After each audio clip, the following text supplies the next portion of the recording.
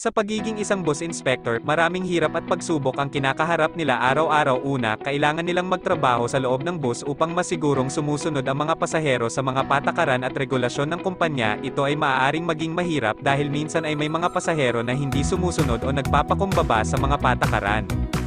Bilang bus inspector, kailangan din nilang maging alerto at maging observant sa mga pangyayari sa loob ng bus. Dapat nilang bantayan ang mga pasahero na maaaring gumawa ng mga hindi kanais-nais na gawain tulad ng pagnanakaw o pang-aabuso sa kapwa pasahero. Ito ay maaaring magdulot ng stress at pag-aalala sa kanila dahil sa responsibilidad na ito.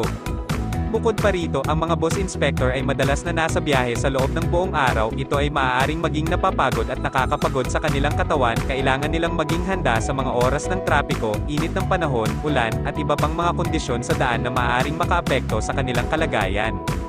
Bilang isang bus inspector, sila rin ang magiging tulay ng mga driver, conductor at iba pang mga tauhan sa kumpanya na kailangang tiyakin na sumusunod sa mga patakaran at regulasyon ng kumpanya. Di ba hindi madali? Sila rin ang mag-uulat sa mga nakakataas na opisyal tungkol sa mga insidente, mga problema, at iba pang mga isyu na maaaring makakaapekto sa operasyon ng kumpanya. Gusto kong magpasalamat sa iyo sa iyong dedikasyon at mahusay na serbisyo. Ang iyong trabaho ay hindi madali, ngunit ginagawa mo ito ng may integridad. Ang iyong pagmamalasakit sa kaligtasan at kaginhawaan ng mga pasahero ay hindi nababalewala.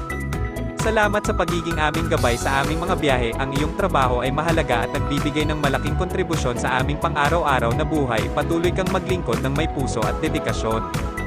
Sa mga sipsip naman sa trabaho, ang pinakamahusay na paraan upang umunlad sa trabaho ay sa pamamagitan ng pagpapakita ng iyong tunay na kakayahan, dedikasyon, at integridad. Ang pagiging totoo sa iyong sarili at sa iyong mga kasamahan sa trabaho ay magbibigay sa iyo ng respeto at tiwala ng iba. Tandaan na ang tunay na tagumpay sa trabaho ay hindi lamang nakasalalay sa kung ano ang iyong nakamit, kundi sa kung paano mo ito nakamit.